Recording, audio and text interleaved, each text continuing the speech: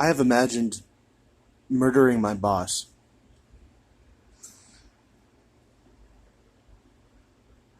A few years ago, when I was working as a paratransit driver, I had some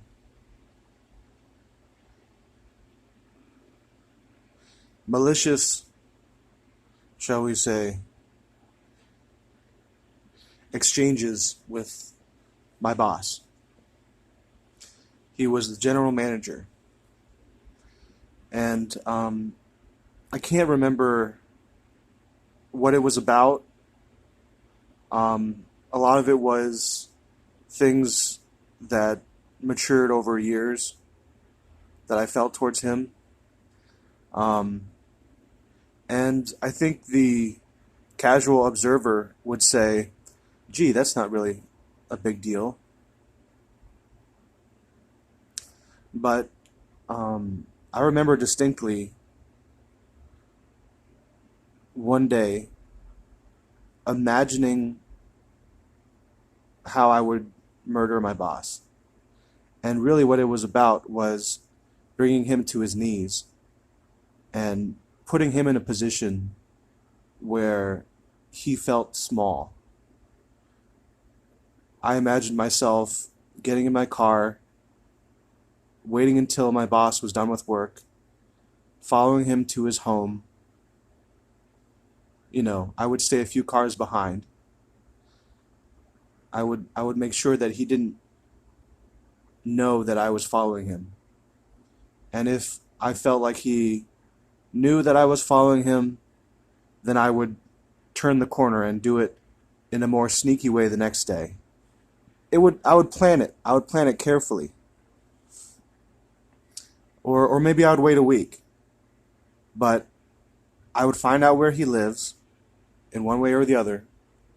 And then one night, maybe after a date with his wife, I would surprise him and, in the parking lot of his home or in his driveway, I would surprise him, and I would know that immediately, seeing me, not in the work environment, at his home, would surprise him sufficiently where he knew something was wrong, where he knew that he would have to defend himself.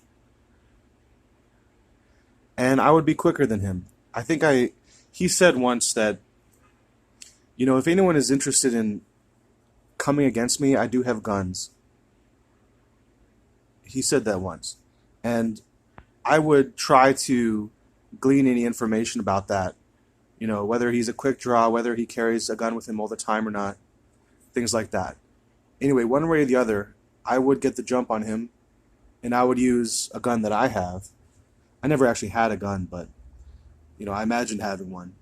And I would kind of make him beg for his life. And I remember thinking about this and imagining this and thinking to myself, really the whole goal is to make him feel small. That's really the whole goal. So if I had a gun to his head and he was on his knees, then I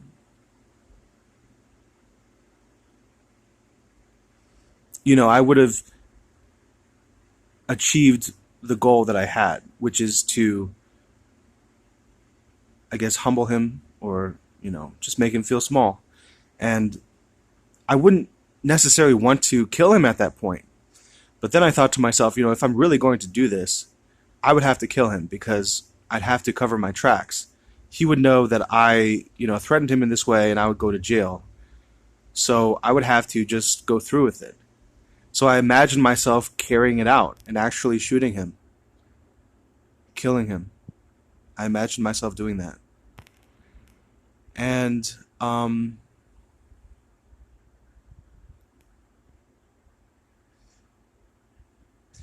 it's a pretty horrible thing.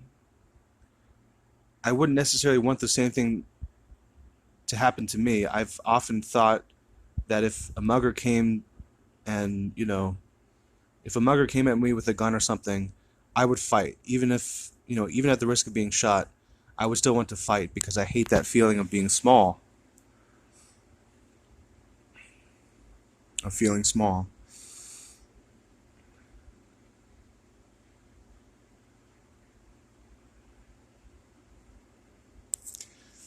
I don't know what to say. I guess, I haven't had feelings like that in a while, but I remember that distinctly. And I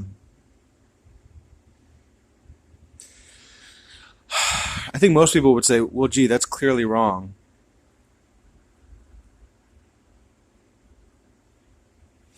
But I think a lot of people underestimate the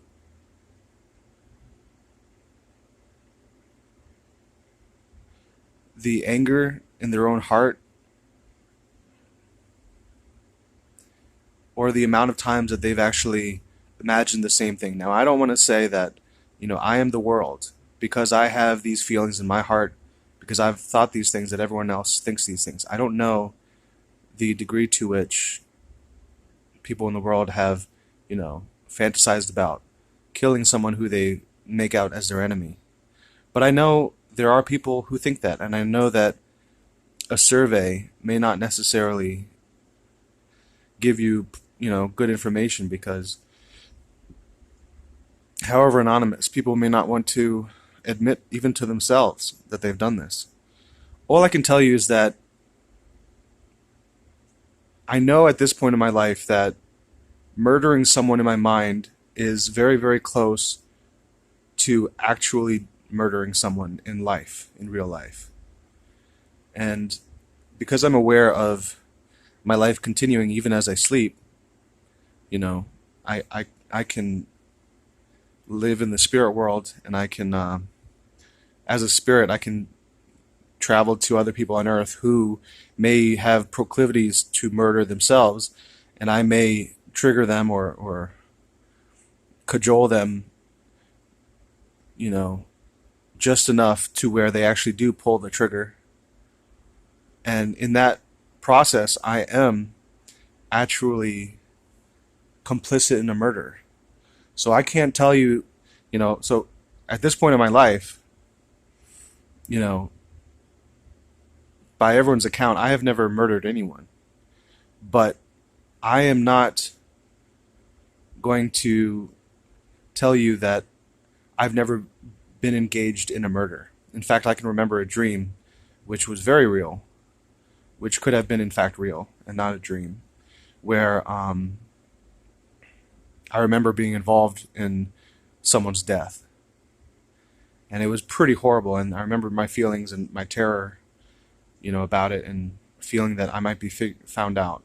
And it was a really horrific experience. But I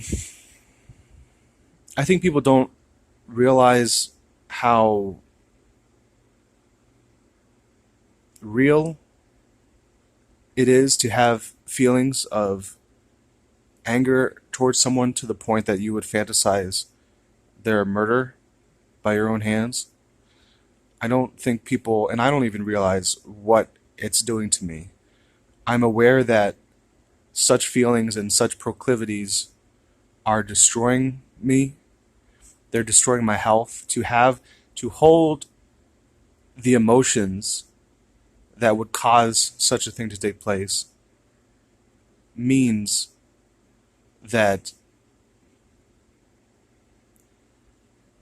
I am causing my own degradation. So, that's really all I wanted to say. I don't want to freak anyone out.